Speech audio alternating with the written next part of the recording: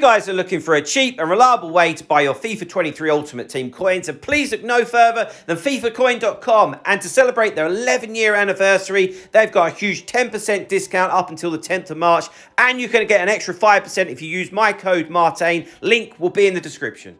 Hi guys, Martain88 here, and welcome back to another FIFA 23 video and a new set of tactics here on the channel. And today we're having a look at the 4-3-2-1. And trust me, if you want excitement in FIFA, then these are definitely going to be for you. So without further ado, let's jump straight into it and see what our tactics are looking like. So let's get straight into it. So defensive style, balanced, okay? This is the same on nearly all of my tactics because, yes, I like to pressurize the opponent, but I like to do it in my own way.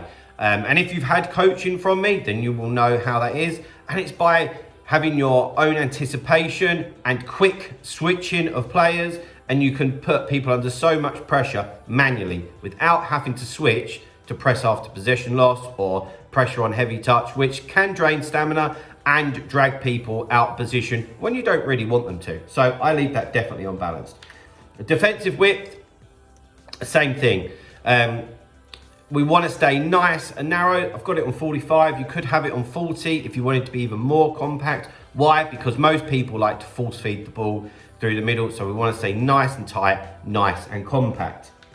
Okay, defensive depth. Now I said that this was going to be fun, maybe a little bit different than the 4-3-2-1 tactics that you normally see, you know, from people that trying to be champion of the world. If you like, if you just want to have some fun, these are going to be much more exciting. So defensive depth 60. Okay, so we're not over committing, but we've got a relatively high line, which we want because this is an attacking formation that helps us win the ball back nice and early and up the pitch. Yes, sometimes it can leave you a little bit exposed, so use your head and know that people might try that depending on what standard you're playing at, but also think about who you've got at the back. Okay, if you've, which I wouldn't advise, but if you've got some really slow defenders, then maybe you should drop that. But I'd like to think that a lot of you have gone for quick defenders, so having the depth at 60 shouldn't be too much of a problem.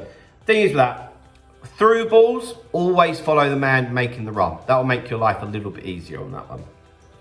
Build up play. This is rare for me, but with 4-3-2-1, it's quite intricate. It's quite close together. Boom, boom, boom, boom, boom. Quick ticky-tacker at times. I've gone fast build up play. Want to try and make this a little bit more fun and enjoyable. I mean, I play on balanced, but realistically, my style is fast build up, but I'm just able to do it on my own. So have a think about what you are. If you're able to just do it off your own back and you'd prefer at times, maybe you play a little bit higher level and maybe at times you'd like to be able to slow it down a little bit and go balanced. But if you're not the best player in the world, but you like the sound of quick attacking football, exciting, then go for fast build-up play. Remember, these tactics are never like, this is what you must use. Always cater it for yourself. I'm always telling you guys, if you're this type of player, go for this. If you're that type of player, go for this. Okay?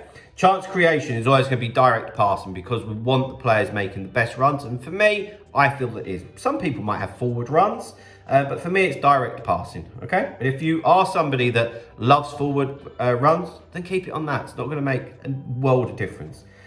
Offensive width, I've just pushed it out slightly to 55 just to give us a little bit more variety, okay? Because even though it's very narrow at times, I will still pull people out to the wings with the ball. Okay, players in the box, we've got on 6. It's quite simple. There's 3 forwards, 3 midfielders. I just have it on 6. If you want to be a little bit more attacking, you could have it on 7. Me personally, I never really feel that that makes too much of a difference, but there we go.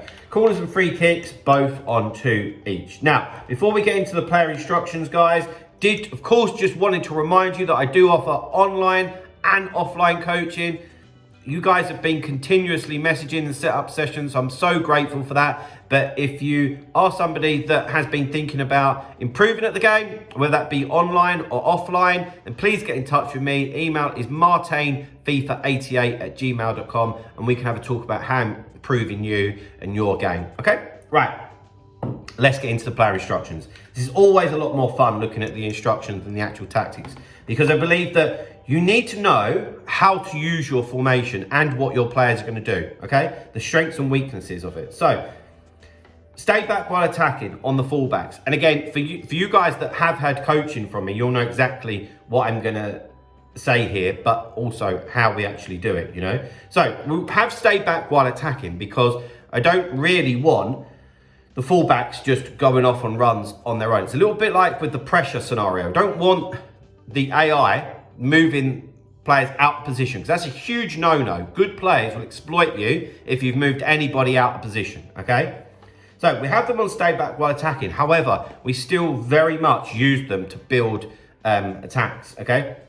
And they're always going to be your out ball when you win the ball, okay? I see loads of people win it straight through the middle, where it's so congested. They'll get tackled, lose easy goals because they've given it away. Oh, just go out to the sides. Then you can go for that. It'll always be your out ball, the fullbacks. So, yeah, stay back while attacking, but very much let's still get them involved in the attacks. Of course, stay back while attacking on the two centre halves. Never ever going to change that. Into the midfield three.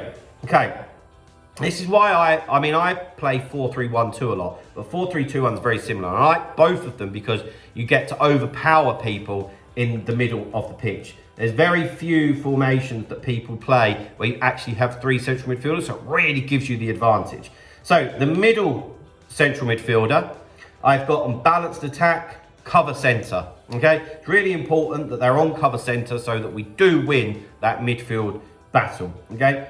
I've got Odegaard here. I suppose you could have somebody that's maybe a little bit more defensive, say like a Vieira, if you like, but I want to have fun with this one, so I'm just, let's go, go, go. Onto the left, you can see I've got Riyad Mahrez, and it's on get forward, get into the box of crosses, but importantly, cover centre, okay? So that when we are defending, they're still in that middle part of the pitch, and then when we win it back, we've got numbers in there to be able to pass it around and move the team up the pitch quite quickly. It leaves you being able to play really nice triangles because we've got so many people in there. And of course, get into the box of crosses and get forward. Why? Because we want options further up pitch. We want to score goals. We want to have fun. We're putting lots of pressure on our opponent, okay? This is a very attacking formation. On the right, Oxlade-Chamberlain, going to complete the 86 version. For now, it's obviously just the 84. Same again, cover centre, get forward, get into the box for crosses. So these two will be making really nice runs that probably won't get tracked unless you're playing a really high-end opponent, and that will allow you a nice overload in the box to hopefully create opportunities to score goals. All right, then further up the pitch, we've got Walcott on the right, Kent on the left. Remember, we've done our offensive whip to 55 just to spread them out just a little bit, but not too far. Stay forward, which is a big one. I think most people would have them on come back on defence. No. When we win that ball, we've got these three ready and waiting up the pitch, okay? So there's danger for our opposition as soon as we win it back. A lot more fun. You might concede a few more goals, but surely it's about having fun. So stay forward and get in behind. Especially with the pace merchants, which are called Walcott and Ryan Kent. I don't know why it's on stay central, it shouldn't be. And then lastly, the central striker, I just leave it completely alone. Whenever it's just one actual striker, I always just leave them be. So guys, there we go. There's my 4-3-2-1 tactic, something a little bit different to the norm. Hopefully you'd have a lot of fun with them. If you do, please drop a like on the video, subscribe to the channel if you haven't already, and I'll see you guys very, very soon. See you later guys, bye-bye.